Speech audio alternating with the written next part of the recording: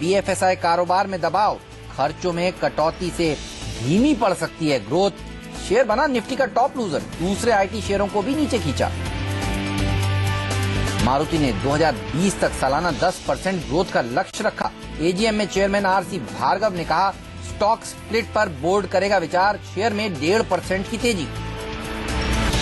और yes bank का QIP पूरा भरा, 1350 से 1410 रुपए के प्राइस बैंड पर 6,500 करोड़ रुपए जुटाने की योजना।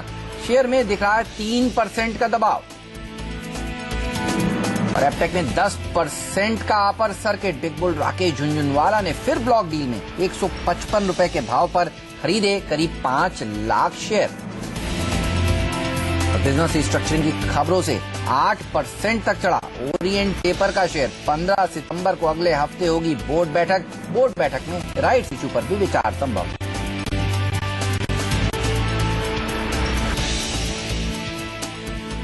सीमित दायरे में भारतीय बाजारों में कारोबार हो रहा है। अच्छी बात यह है देखिए कि 8,900 के नीचे गया जरूर निफ्टी, लेकिन उसके बाद फिर कोशिश में बुल्स यही है कि 8,900 के ऊपर लेके जाएं। तो डिप्स में खरीदारी हो रही है, ये एक अच्छी बात मानी जाएगी। आईटी सेक्टर सबसे अंडर परफॉर्मर है और बड़ा वेटेज रखता है बैंकिंग के बाद, लेकिन फिर भी आप देखिए बाजार ऊपर है, ये एक सराहनीय बात है। आज मिड कैप स्टॉक्स में जबरदस्त एक्शन देखने को मिल रहा है। छोटे मझौले बैंक्स में देखिए तेजी है, इंफ्रास्ट्रक्चर शेयरों में अच्छी खासी रैली देखने को मिल रही है। और इसी के चलते आप देखिए एक गिरने वाले शेयर के सामने 2 बढ़ने वाले शेयर हैं। तो एडवांस डिक्लाइन रेशियो मजबूत है और ये एक और दूसरी अच्छी बात कही जाएगी। आईटी सेक्टर अगर आज कमजोर नहीं होता तो भारतीय बाजार अच्छा प्रदर्शन दिखा रहे होते। और अब सबकी नजरें हैं यूरोप के मार्केट्स पर, उनकी ओपनिंग कैसी होती है कुछ ही देर में। लेकिन यूरोप के बाजार देखिए आज बिल्कुल फ्लैट खुलेंगे, क्योंकि उनकी नजरें होने वाली हैं ईसीबी की बैठक पर, जिसका आउटकम आज भारतीय बाजार बंद होने के बाद निकल कर आने वाला है। तो ये एक और सेंट्रल बैंकर है जिस पर सबकी निगाहें आज टिकी रहने वाली हैं। लेकिन आप देखिए मिड कैप्स में ही धमाल देखने को मिल रहा है। इंफ्रास्ट्रक्चर शेयर पिछले कुछ दिनों से देखिए दमदार प्रदर्शन दिखा रहे हैं। और आज एफएनओ वाले इंफ्रास्ट्रक्चर स्टॉक्स देखिए, GMR infra, IRB infra, JP associates, ये भी इंफ्रास्ट्रक्चर कंपनी का आप इसे बोल सकते हैं, ये सभी शेयर 4 से 8% मजबूत हैं। ऑटो शेयरों की तो तेजी देखिए चलती जा रही है। बजाज ऑटो 4% मजबूत, हीरो मोटोकॉर्प में 3% की तेजी देखी जा रही है। और फाइनेंस करने वाली ऑटो कंपनियां देखिए एमएनएम फाइनेंशियल्स, यहां पर भी तेजी है। इसके अलावा आप देखिए मेटल कंपनियों में जो तेजी है वो जबरदस्त है। चाइना का जो ट्रेड डेटा आया वो उत्साहजनक आया। कल हमने देखा अच्छी तेजी बनती हुई, और आज दूसरे दिन टाटा स्टील जैसे स्टॉक्स सेल अपने नतीजों से पहले मजबूत है। और दूसरे जो शेयर हैं वहां पर भी देखिए तेजी के साथ ही कारोबार हो रहा है। तो कह सकते हैं स्टॉक स्पेसिफिक एक्शन ज्यादा बढ़ा है आज के बाजार में। और छोटे छोटे बैंक्स देखिए, जेएनके बैंक, धनलक्ष्मी बैंक जैसे स्टॉक आज अच्छा प्रदर्शन दिखा रहे हैं। एक्सपर्ट्स को जोड़ते हैं और उनसे पूछते हैं वो कैसे भारतीय बाजारों को आज अप्रोच करेंगे। miteshThakkar.com के मितेश ठक्कर हमारे साथ जुड़ चुके हैं। हाय मितेश, गुड आफ्टरनून। बहुत ही सीमित दायरे में ट्रेड देखने को मिल रहा है, लेकिन इस वक्त अगर निफ्टी को अप्रोच करें तो किस तरफ का ट्रेड लेंगे आप?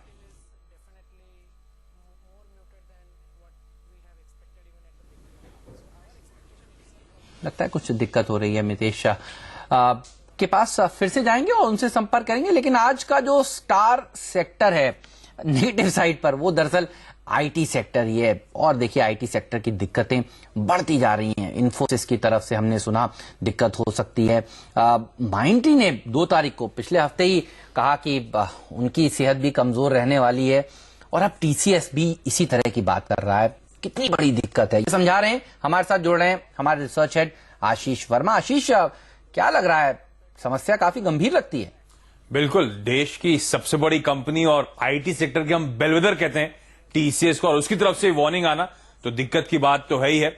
इस कंपनी ने अगस्त 2016 के एंड के अपडेट शेयर करे हैं, जहां पे इनका कहना है कि अब कस्टमर आउटलुक बड़ा कॉशियस होता हुआ नजर आ रहा है। अमेरिका में ग्राहक अपने खर्चों को कर्टेल करने की, कम करने की कोशिश कर रहे हैं, और उसमें भी खासतौर पे बीएफएसआई में जो क्लाइंट्स हैं वो अपने डिस्क्रिशनरी स्पेंड्स पे लगाम लगा रहे हैं। तो ध्यान रखें, हम बात करें यहां पे आईटी सेक्टर की सबसे इंपॉर्टेंट ज्योग्राफी यूएस की, और यूएस की ज्योग्राफी में सबसे इंपॉर्टेंट वर्टिकल बीएफएसआई, वहां पर दिक्कतें सामने आती हुई। एनालिस्ट का मानना है कि Q2 जो होगा टीसीएस का, वो Q1 से कांस्टेंट करेंसी ग्रोथ कम देखने को मिलेगा। Q1 में 3.1% था, तो उससे कम ग्रोथ होगी, और ये उस क्वार्टर में जो सीजनली बहुत स्ट्रॉन्ग क्वार्टर माना जाता है, क्योंकि उसके बाद Q3, Q4 जो होते हैं वो सीजनली ठंडे क्वार्टर्स होते हैं, बिलिंग डेज कम होते हैं, क्लाइंट्स के नई साइकिल शुरू होती है बजट्स की, तो वहां पे धीमापन देखने को मिलता है। तो शायद हम पूरे साल के लिए कुछ दिक्कतें देखने वाले हैं ग्रोथ के लिहाज से। तो पूरे साल भर के लिए दिक्कतें हो सकती हैं। तो आशीष, क्योंकि आप क्लोजली ट्रैक करते हैं इस सेक्टर को, कहना सही होगा क्या खतरे की घंटी है इस समय आईटी सेक्टर के ऊपर? और बिल्कुल, वैसे भी आप ध्यान दें तो IT sector already under perform कर रहा है। इस साल अब तक के रिटर्न्स देखेंगे, निफ्टी ने 12%, बैंक निफ्टी ने तो 21% के रिटर्न्स दिए हैं। आईटी सेक्टर सबसे बड़ा लैगार्ड और 9% के निगेटिव रिटर्न्स दे चुका है। दिक्कतें इस साल के मध्य से शुरू हुई थी। आपको याद होगा जुलाई में जब इन्फोसिस ने अपने Q1 नंबर्स घोषित करे थे तो पूरे साल की गाइडेंस डाउनवर्ड रिवाइज कर दी। उसके बाद अगस्त में खबरें आई कि ब्रेक्जिट का पहला तगड़ा इंपैक्ट है, आरबीएस ने अपना जो ऑर्डर था वो वापस ले लिया। उसके बाद इनकी एनालिस्ट कॉन कॉल हुई जिसमें डिमांड को लेकर मैनेजमेंट बहुत ज्यादा कॉन्फिडेंट साउंड नहीं कर रहा था। अगस्त में कॉग्निजेंट, एक और चेन्नई बेस्ड आईटी कंपनी है, सिमिलर मॉडल है, उसने भी अपनी इस साल की गाइडेंस दूसरी बार घटा दी। साल की शुरुआत में जहां 14.5% ग्रोथ की बात कर रहे थे, अब सिर्फ 9.5% ग्रोथ की बात कर रहे हैं। माइंडट्री अब से कुछ ही दिन पहले इसी महीने आपको याद होगा Q2 के लिए वार्निंग जारी कर दी थी कि Q1 से खराब प्रदर्शन Q2 में देखने को मिलेगा, और अब TCS हमारे सामने है। तो डिमांड को लेकर, आउटलुक लेकर तो वैसे भी चैलेंजेस हैं। और एक बात ध्यान रखें, नवंबर में यूएस प्रेसिडेंशियल इलेक्शंस होने, तो सेंटिमेंट्स वैसे ही हावी होंगे। और ब्रेक्जिट अब तक हमें उसका असर समझ में नहीं आया है, धीरे धीरे लोगों को समझ में आएगा तो वो भी इंपैक्ट करेगा। तो हाँ, चैलेंजिंग समय है इंडियन आईटी के लिए। बिल्कुल, रॉयल बैंक ऑफ स्कॉटलैंड ने जब अपनी डील तोड़ी तो इन्फोसिस में किस तरह की गिरावट देखने को मिली, तो नजरें रहने वाली हैं साफ तौर पर। आशीष, कॉग्निजेंट ने भी, मुझे याद आता है, अपनी गाइडेंस को नीचे की तरफ रिवाइज किया था ना? बिल्कुल, दो बार साल की शुरुआत में जब उन्होंने कहा था तो पूरे साल के लिए अपर एंड पे 14% ग्रोथ की बात करी थी, और अब जब अगस्त में दूसरी बार गाइडेंस रिवाइज करा गया तो महज 9.5% यानी कि सिंगल डिजिट ग्रोथ की वो भी बात कर रहे हैं। तो दिक्कत तो पूरे सेक्टर में दिख रही है, क्या लिस्टेड शेयर, क्या अनलिस्टेड शेयर। हाँ, अपने एक्सपर्ट को जोड़ते हैं, उर्मिल शाह हमारे साथ जुड़ चुके हैं, एबीपी रिसर्च है, आईटी सर्विसेज को ट्रैक करते हैं आईडीबीआई कैपिटल में। हाय उर्मिल, गुड आफ्टरनून। आप कैसे देख रहे हैं इस सेक्टर को, आप क्योंकि आप भी क्लोजली इसको ट्रैक करते हैं, क्या लगता है अंडर परफॉर्मेंस और आगे जारी रह सकती है?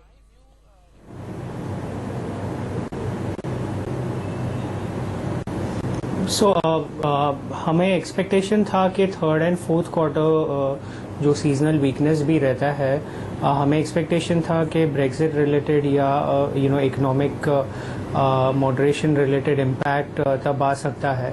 हम एक्सपेक्ट नहीं कर रहे थे कि Q2 वीक रहेगा। सीजनली काफ़ी अच्छा क्वार्टर रहता है, एंड Q1 के रिजल्ट के बाद मोस्ट ऑफ द कंपनीज ने कहा था कि क्लाइंट स्पेसिफिक इश्यूज नहीं देख रहे हैं वो। सो Q2 में जो इम्पैक्ट आया है, starting with Infy followed by Mindtree and most importantly TCS, so it has been a negative surprise. हमारे लिए ये एक्सपेक्टेशन से पहले आ गया है स्लोनेस इन द बिजनेस। तो बिल्कुल नेगेटिव सरप्राइज है। मुझे बताइए सर कि हम देख रहे हैं यूएस में तो चर्चा चल रही है कि ब्याज दर वहां बढ़ जानी चाहिए, इकोनॉमी की तस्वीर सुधर रही है, लेकिन एक बात समझ में नहीं आती, इकोनॉमी की तस्वीर अगर सुधर रही है तो यूएस की कंपनियां अपना हाथ क्यों रोक रही हैं? क्या प्रेसिडेंशियल इलेक्शन एक बड़ा जोकर इन द पैक है, लोग देखना चाहते हैं और उसके बाद कोई कॉल लेना चाहते हैं? हो क्या रहा है? वहां की कंपनियां स्पेंड करने से पहले अपने आप को क्यों रोक रही हैं? So as of now TCS के साथ साथ जो भी कंपनियों ने बात की है वीकनेस की से इन द US, वो ज़्यादातर BFSI सेक्टर रिलेटेड है। सो BFSI सेक्टर में तो वो इम्पैक्ट होना चाहिए ब्याज दरों के चेंजेस की वजह से। एंड सेकेंडली अगर आप देखें तो ग्लोबल बैंक्स जो हैं उनका ऑपरेशन यूरोपियन रीजन में भी रहेगा, और वो भले US के बैंक्स हो फिर भी। सो अपार्ट फ्रॉम BFSI हम एज ऑफ नाउ से मैन्युफैक्चरिंग हो या हेल्थ केयर हो, हम वहाँ पे स्लो डाउन नहीं देख रहे हैं US जोग्राफी में। बट BFSI क्योंकि काफ़ी बड़ा सेक्टर है, one of the largest spenders on IT है, ऑन US सबसे बड़ी जोग्राफी है।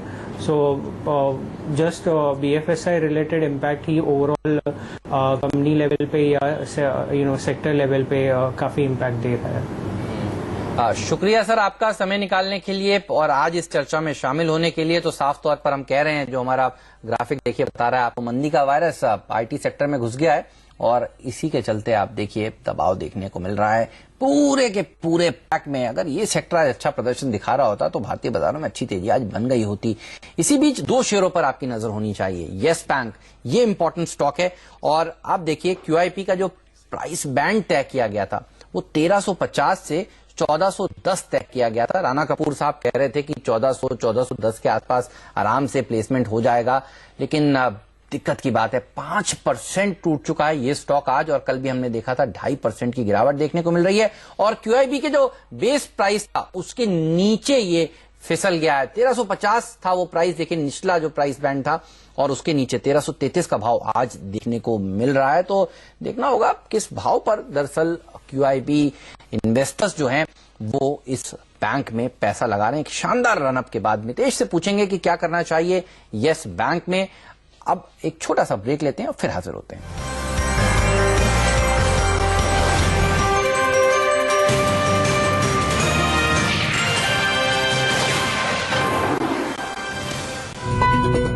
करनी हो शेयर बाजार या म्यूचुअल फंड से मोटी कमाई, करनी हो टैक्स सेविंग या आरामदेह रिटायरमेंट की तैयारी, सीएनबीसी आवाज ने लगाई है आपके लिए खास पाठशाला। इस हफ्ते हम बताएंगे टैक्स बचाने का फॉर्मूला। देखिए शाम 5:57 पर।